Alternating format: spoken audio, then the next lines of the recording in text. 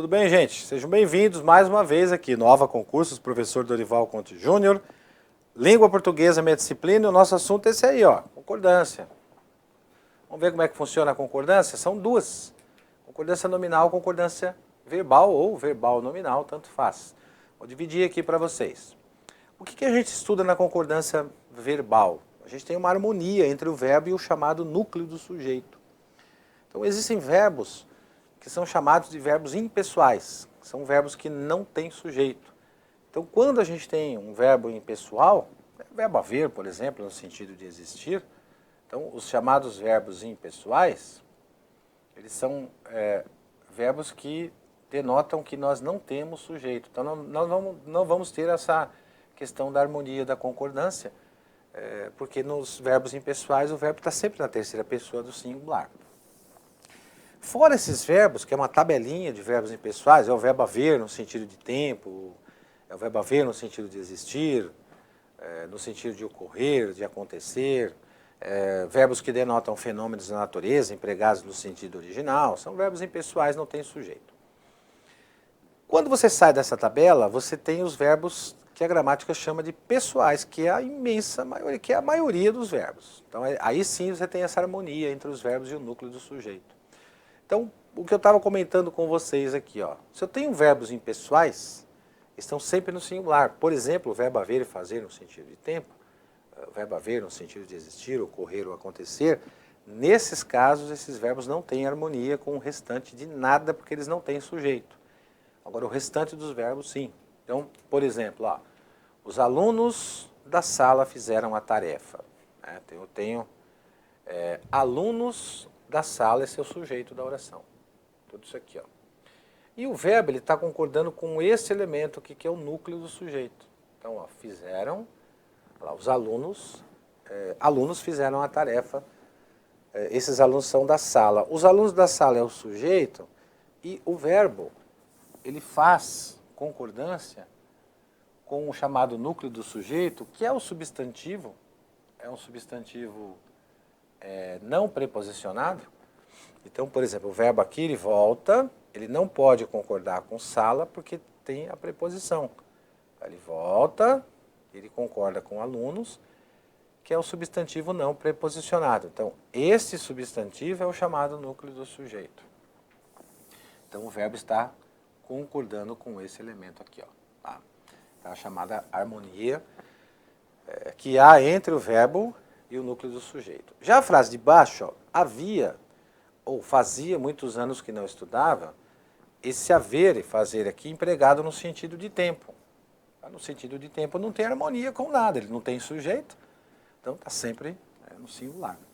Ou ainda a próxima frase, ó, na sala há muitos alunos, no sentido de existir. Então, nesse sentido, também é um verbo que não tem sujeito, ele não tem harmonia. Ou houve muitos casos de dengue, que é o verbo haver no sentido de existir, de ocorrer ou de acontecer. Então, o único aqui que possui harmonia com o núcleo do sujeito é essa primeira frase aqui, em que o fizeram aqui, ele faz concordância com alunos. E na concordância nominal, é a harmonia entre os nomes. Substantivo, adjetivo. O substantivo é o principal elemento numa concordância nominal. Então aqui, ó, artigos, adjetivos, pronomes e numerais concordam com os substantivos a que se refere. Eles concordam em número e em gênero. Então, número, plural singular, gênero masculino e feminino. Então, o substantivo ele vai ser a palavra-chave numa concordância nominal. Quer ver? Deixa eu dar um exemplo aqui para vocês. Ó. Olha lá. O livro foi encontrado.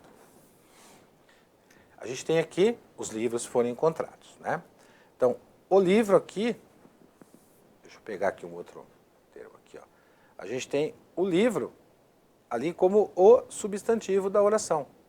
Esse é o substantivo com o qual o verbo vai, o adjetivo vai concordar no caso ali, né? Então aqui, ó, o livro, esse é o substantivo, e o encontrado é o adjetivo que está concordando com esse substantivo, em número e em gênero. Encontrado, né? Olha lá, livro. Livros encontrados. Aqui, ó. Então, este adjetivo, ele está concordando com este substantivo em número e em gênero. A mesma coisa acontece com o livro encontrado. Se a gente tem, por exemplo, a revista foi encontrada, as revistas foram encontradas. Então, nesse caso aqui, a gente vai ter o seguinte, ó.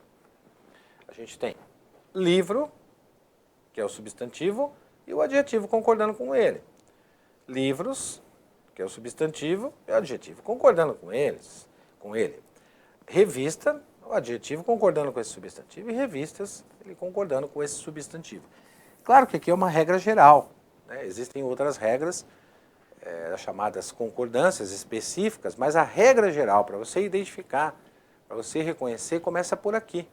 Né? O reconhecimento de concordância começa aqui, com verbos, separa os verbos pessoais dos impessoais, e a partir daí você consegue identificar a questão da concordância. Agora, é claro, a partir disso aqui, que é uma base, isso que você está vendo na sua tela, é a base da concordância. Agora, existem aquelas concordâncias que são específicas, né? Por exemplo, deixa eu voltar aqui um pouquinho, citar alguns exemplos de concordância específica. Nós temos uma concordância específica com o chamado sujeito partitivo, por exemplo. Esse nome aqui, ó, que é, por exemplo, a maioria de, né? A maioria de, grande parte de, esse é o chamado sujeito partitivo. É um sujeito, por exemplo, a maioria das pessoas, tá? Esse é um chamado sujeito partitivo. Ele é dividido em duas partes, né? A primeira parte aqui está no singular, a segunda parte no plural, ligado pela preposição de. Isso é uma regra específica de sujeito partitivo. A gente tem uma regra específica também de sujeito com a expressão o sujeito mais de um, né? Ou mais de uma. Então, mais de uma pessoa chegou, mais de uma pessoa, ou mais de um rapaz está no salão. Então, é concordância específica. Tá? Situação específica aí. O que eu quero dizer com situação específica? Você tem a regra básica, que é essa que eu mostrei para vocês aqui. Que é a base. O verbo concorda com o núcleo do sujeito a que se refere, e há verbos que são impessoais, que não têm concordância. Então, ele está sempre no singular. Verbo haver, no sentido de tempo, né? Você troca pelo fazer. Verbo haver, no sentido de existir, ocorrer ou acontecer, são chamados verbos impessoais. Verbos que indicam fenômenos da natureza, empregados no sentido original, também são verbos que não têm sujeito. Tirando esses verbos, fora esses verbos, o restante são os verbos pessoais, são aqueles que concordam com o núcleo do sujeito a que se refere. Essa é a regra de número 0. E a regra de número 0 de concordância nominal é aquela que eu mostrei. Substantivo é a palavra-chave. Os artigos, adjetivos, pronomes e numerais giram em torno do substantivo, concordam com esse substantivo em número e gênero. A partir daí você consegue estudar as regras específicas, que é aquela notinha de rodapé. A maioria de que eu mostrei para você aqui, que é o sujeito partitivo, sujeito formado por expressão mais, sujeito formado, por exemplo, por expressão indicativa de porcentagem.